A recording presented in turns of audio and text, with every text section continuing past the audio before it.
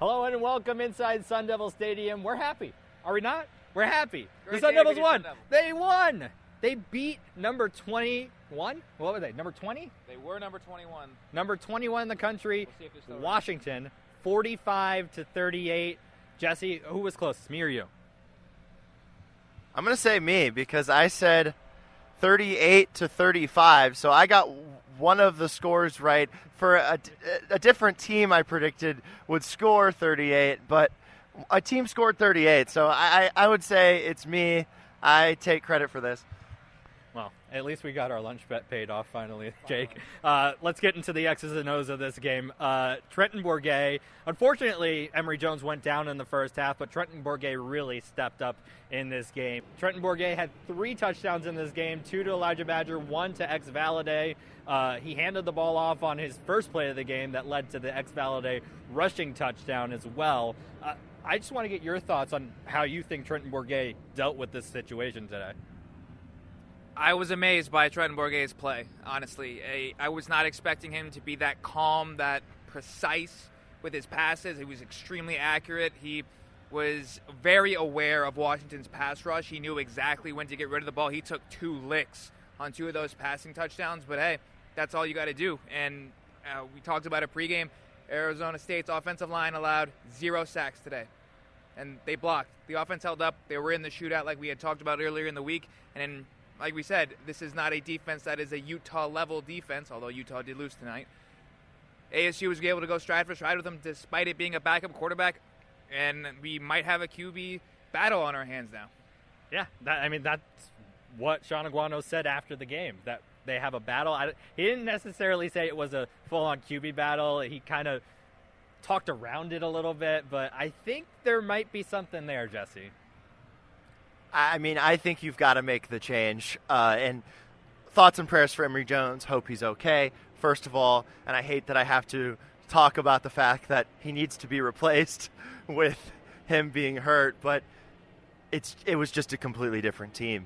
Trenton Bourguet came in, and he was just making the throws that Emory Jones can't. Yeah, and there wasn't as much zip on the ball as, Emory Jones has, but Bourguet was accurate. The passes were landing in the receiver's hands, not at their feet, not over their heads. That's what we've seen with Emory Jones. And so, I like to use this reference when talking about zip or noodle arms or whatever when people try to bring up quarterbacks around me. Peyton Manning had maybe the noodliest of noodle arms that I've ever seen, if that's a word. And he's one of the top 5 quarterbacks of all time. And I'm not saying that Trenton Bourguet is Peyton Manning, but, sometimes heart and just, accuracy takes over for, physical skills and being able to, jump off of a roster sheet for size or, intangibles. And, I think that they've got to go forward with Trenton Bourguet. He proved that today. This team needed this win so much. I think they've got to make a change at quarterback. Also, something that I saw from Trenton Bourguet, guys, is the ability to read a defense and the ability to go through his progressions, not force it into his first receiver if it wasn't open. He made sure that he exhausted all of the options on the field today, and I really like that about his game. He was able to stand in the pocket, to your point, that the offensive line really blocked well for both him and Emory Jones when Emory Jones was in the game. But he was able to stand in the pocket, make those reads, figure out who he was going to go to. And outside of that one miscue with the interception, I thought he was fantastic today. So moving on from Trenton Bourguet, and I also think it'll be a battle. We'll have to see what happens there, Jesse. I'm not ready yet to say that he should be the starter moving forward, but I think that it could possibly happen. We'll just have to see. Why? I personally, I think that they're going to stick with Emory Jones because he's a captain. He's the guy that they said he was the guy. But it doesn't mean that Trenton Bourguet might not come into a game when Emory Jones is struggling and then maybe take over later in the season. After today, I just don't get how you can possibly say that they need to stick with Emory Jones. Trenton Bourguet proved that he was the better quarterback today, and you go forward with what can help you win. I've seen quarterbacks who are captains be replaced as seasons have gone on, and so after today, there's just no. The level of the play that this offense was moving down the field, it was just a completely different thing. And so I just don't know how you can possibly say that they've got to stick with Emory Jones over Trenton Bourguet. If there was a time to do it, I feel like it would be now. First of all, it's a bye week. They're going into the bye week, so there's time to install some things that... Say it. There's time for them to install things that work best for Trenton Bourguet, and maybe not the same... It may not be the same as what Emory Jones' playbook looks like. I'm just going to come out and say that. But I think we'll have to just wait and see. I don't know with this coaching staff. I don't know what Sean Aguano is going to do, because this would be a drastic move for him. We also have to remember that Sean Aguano is basically coaching for his job as well. He's not guaranteed to be the head coach at the end of the year. If Trenton is someone who can take this team to new heights that we haven't seen. I mean, granted, they just went through a gauntlet of 3 ranked teams, and granted, they have the bye, but it looks like UCLA is no joke now, and they're going to be coming into Tempe. But I'm with Jeremy where I think it's almost too reactionary to replace the quarterback right away like that. It's 2 weeks of practice. We're going to see how they do in practice. We'll see what happens, and like we were going back to preseason, I don't think we will know until the week of the game, if not maybe the first offensive drive of the game, because from now, a strategic standpoint, there is no reason to tell Stanford what you're going to do and make them prepare for both. I also believe, we also have to say that this is all if Emory Jones is healthy next week, after the bye week. So we hope he gets better soon, but that all of this, it comes down to if he is healthy. Yeah, and Sean Aguano did say that he was just mostly held out for a precautionary reason, unlike Washington quarterback Michael Penix Jr. But we won't go down that rabbit hole. But yeah, I mean, we're in the overreaction business here, so I'm not in the not underreaction business here. So I'm gonna just go with it and say, off of this one game, which was their best win of the season and best win in a long time. Only their second win of the season. Yes, you must add. Yeah, their best win of the season and only the second win of the season. I'm gonna say, you know what, they got to go with the hot hand, and if Trenton struggles, then you go back to Emory. Speaking of the hot hand, when we talked about how Aguano's coaching for his job here for the rest of the season, does this win, put it over the top to where you think he's the guy? I don't know if this win solidifies him to be the coach in 2023, but I think we saw today on that field in the tunnel and especially post-game, these guys love this man. They absolutely love their head coach. There's no better testament to how your players feel about their coach, and the fact that they went out there and they beat a very good football team. Granted, they're on a 2-game losing streak now, but still, they were the number 1 passing offense in the country, number 7 overall, 12th scoring offense, and it didn't matter. ASU came out, and they were down how many guys? You had 3 starters that you knew weren't playing, and then mid-game you lost 2 starters in Emory Jones and Ladarius Henderson. I think Ladarius is going to the league. And the fact that they could still hang in there and do what they did and not allow a sack, I'm just so impressed by how ASU played. Granted, the crowd was not great tonight, but this was the only home game of the month. Next time they have a home game is UCLA. And so maybe the big crowd can come in if ASU can get a couple dubs against Stanford and Colorado. And you talked about how the players seem to love Sean Aguano. I love Sean Aguano. That guy seems so cool. I just want to talk to him. He seems like somebody that genuinely cares. And, if he can have some results throughout the season, he mentioned it again. He really wants to recruit Arizona kids, and he said he can win with Arizona kids. And that's super important. He showed it tonight. Yeah, with Trenton Bourguet, Arizona kid. So he can win with Arizona kids, or if he can win with Arizona kids, and if he can win games the rest of the season, even like a 5-7 season or a 4-8 season, I think coming out of this win, I think you've got to give him a shot for 2023. You can you can move on after 2023 if it doesn't work out. But I like his mentality. I like his mindset.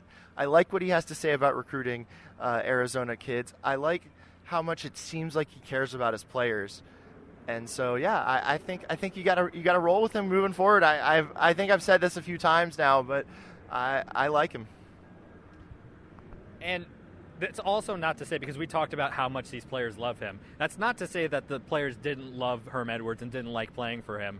It's just kind of a different vibe, and, you deal with who's the coach right now.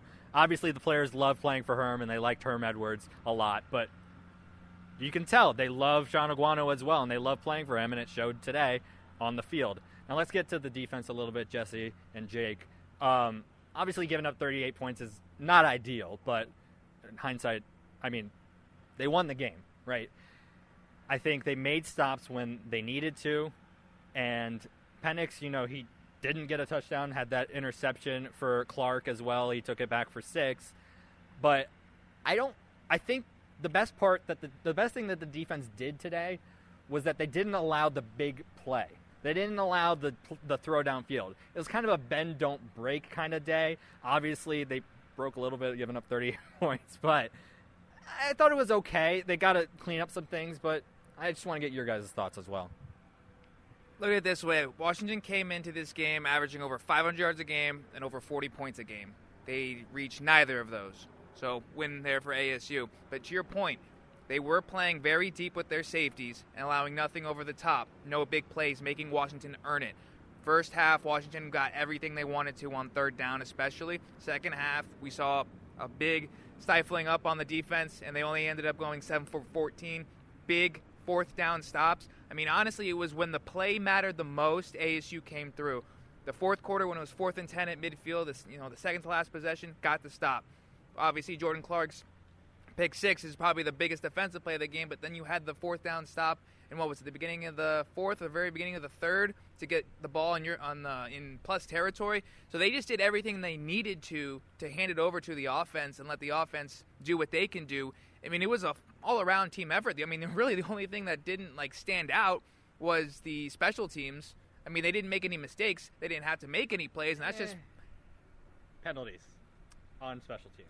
Penalties on special teams, yes, but it didn't kill them, is what I'm saying. And they didn't need to necessarily do anything because the offense was able to do what they can, and that's move the ball, and we didn't need to see the special teams provide them short fields.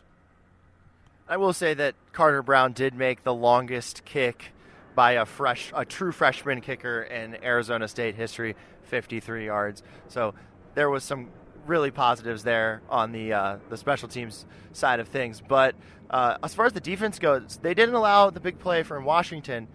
However, they made big plays themselves. You mentioned the Clark interception, the stop on 4th down in Washington territory. So, yeah, they made big plays when it mattered, and they didn't allow the big play from Washington. So, obviously, they allowed a lot of points, a lot of yards. So, that's not great. But they made stops, and they got a turnover. And so that's all you can kind of ask for, especially with a defensive line and a DB room that is so depleted from what we thought they would be, coming into the season at least. Yeah, and obviously the final play of the game, batting down the ball instead of going for the interception, that's what you're taught to do. And, I think it was Edwards that got to bat it down there at the end of the game. I think also the third down play on the final drive for Washington where they fumbled the snap. It was a terrible snap by the center. They couldn't fall on the ball, but you give Washington it was 4th and 40, and then obviously the delay game made it 4th and 35. But that was huge as well to be able to back them up on that final play of the game, because Washington looked like they were poised to score on that final drive, and that was huge there as well. Back to the offense a little bit before we finish out here. The running backs. Daniel Ngata, obviously, with the 1 touchdown, only 4 carries today for 39 yards, though, 9.8 yards per carry. He was electric when he touched the ball. But speaking of electric, Valade, 23 carries, 111 yards, 4.8 yards per carry, 2 touchdowns, 1 in the air, 1 on the ground. I want to get your thoughts on the run game, Jesse. So they had 32 rushing attempts, according to the stats there. So I said 40, but 32 is still a lot. I really liked how much they were committed to the run, how much they ran the ball. Their running backs are really good. It's the strength of this team. Daniel Ngata, really good. Valade, very good. So, yeah, I really liked how they used the running backs. And, again, we in the first time that we saw Sean Aguano, they didn't run the ball as much as we thought with him being a running backs coach. Now they've gotten back to that, and that's really their bread and butter. If they can continue to do that as the season goes on, then, you might be looking at 5-7, 4-8. Quick shout out to Doug Tamaro, by the way, on the Hail Mary afterwards, snagging up the game ball, giving it to Coach Aguano. If you find the video of it, it's quite the snag. With everyone coming on the field, the ball's rolling, etc. But yeah, the running game.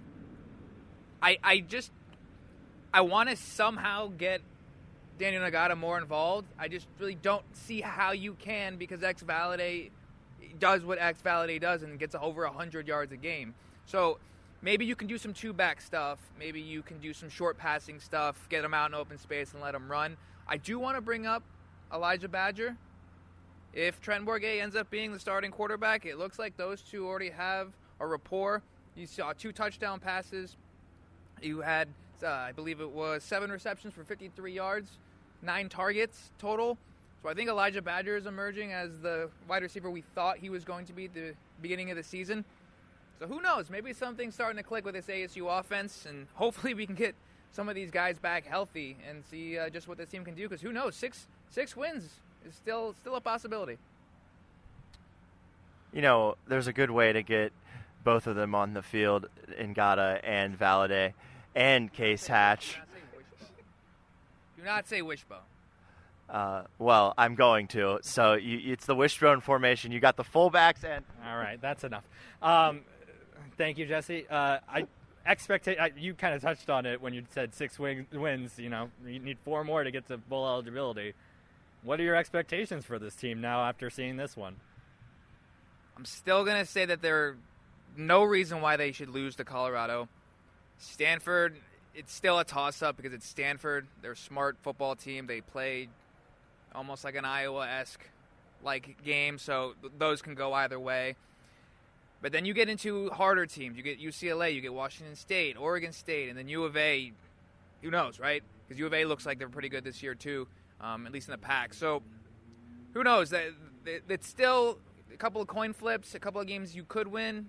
You could get there. Obviously, the Eastern Michigan loss hurts, but like we said, this was a game that at least I didn't think coming into this week they were going to win. Preseason, I thought maybe, but who knows? I mean, if they can play like this week in, week out, I mean, even the game against USC, they didn't win the game, but they played pretty well against a top 5 team in the country. So maybe they can squeak one out that we didn't think they could have before. Yeah, I'm going to go back to my original thought on what the season would be. I think they'll get a couple more wins. I'm going to go 4-8. That's it? That's all you got? Yeah, I mean, they look like they can win a few of these games against, Oregon State. I think they'll win that one. Colorado, I'm going to say they're going to win that one. They always lose a game they're not supposed to. Maybe it's the Eastern Michigan game. Did. Yeah, maybe it's just the Eastern Michigan game. If they come back to Tempe to play against UCLA at the start of November and they're 3-5, I'll be over the moon. Because this team was 1-4 coming into today, looking at starting 1-5. And I'll be over the moon if they come back to Tempe to play UCLA at the start of November, and they're 3-5. They could also be 4-4 if they do beat Stanford and Colorado, playing a top 10 ranked UCLA if they're still undefeated at the time. If that's the case, 4-4 versus top 10 team, this place should be rocking. In November, there's no weather. Let me ask you guys, did you guys think the heat was a factor today? Because personally, I didn't. Can you see my sunburn on this camera? Jeremy, you're like white as a sheet. You put on so much sunscreen that I could see it on your skin. Yes, but again, if they are 4-4 or 3-5, if they win one of the next 2 or both of the next 2, and UCLA is a top 10 team, this place needs to be rocking. Hopefully, it will be on a Saturday night for that one. because I think that'll bring out more fans. So yeah, you got to see at least 40,000, 45 for that one. Jesse with the early prediction on how many fans should be here at the beginning of November. We still got 2 more games before that, including a bye week coming up next week. Arizona State wins today 45-38. They moved to 2-4 on the season, and Washington goes to 4-2 after losing now 2 in a row. Check out Jake's article on ArizonaSports.com. You can check out all of our post-game reaction on Twitter at AZ Sports Devils. For Jake Anderson and Jesse Morrison, I'm Jeremy Schnell. We'll see you in a couple weeks.